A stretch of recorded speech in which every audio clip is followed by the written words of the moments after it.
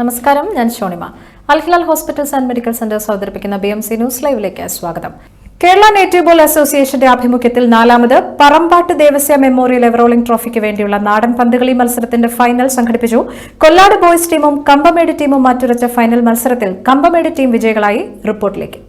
Kerala native ball അസോസിയേഷന്റെ ആഭിമുഖ്യത്തിൽ 4ാമത് Parambatt Devasya memorial ever rolling ട്രോഫിക്ക് വേണ്ടിയുള്ള നാടൻ പന്തുകളി മത്സരത്തിന്റെ ഫൈനൽ സംഘടിപ്പിച്ചു. കൊല്ലാട് ബോയ്സ് ടീമും കമ്പമേട് ടീമും മാറ്റുരച്ച ഫൈനൽ മത്സരത്തിൽ കമ്പമേട് ടീം വിജയികളായി. മത്സരശേഷം നടന്ന സമാപന സമ്മേളനത്തിൽ KNBA രക്ഷാധികാരി മോബി കുര്യാക്കോസ് അധ്യക്ഷത വഹിച്ചു. സമ്മേളനത്തിൽ 10-12 ക്ലാസുകളിൽ ഉന്നത വിജയം നേടിയ വിദ്യാർത്ഥികളെ അക്കാദമിക് എക്സലൻസ് അവാർഡ് 2024-25 നൽകി ആദരിക്കുകയും ചെയ്തു. ബഹ്റിൻ മീഡിയ സിറ്റി ചെയർമാനും മാനേജിംഗ് ഡയറക്ടറുമായ ഫ്രാൻസിസ് കൈതാരത്ത് തീർച്ചയായിട്ടും ശാരീരിക ക്ഷമത വർദ്ധിപ്പിക്കുന്നതിനു വേണ്ടി അതിലുപരി പാരമ്പര്യമായി നാട്ടിൽ നിലനിന്നിരുന്ന ഒരു കായിക വിനോദത്തെ അതിൻ്റെ എല്ലാ മൂല്യങ്ങളും ഉൾക്കൊണ്ടുകൊണ്ട് ഇവിടെ പ്രോത്സാഹിപ്പിച്ച് പുതിയ തലമുറയ്ക്ക് അത് കൈമാറിക്കൊടുക്കുന്ന ഒരു സംവിധാനമായിട്ടാണ് എനിക്ക് മനസ്സിലാക്കാൻ കഴിയുന്നത്.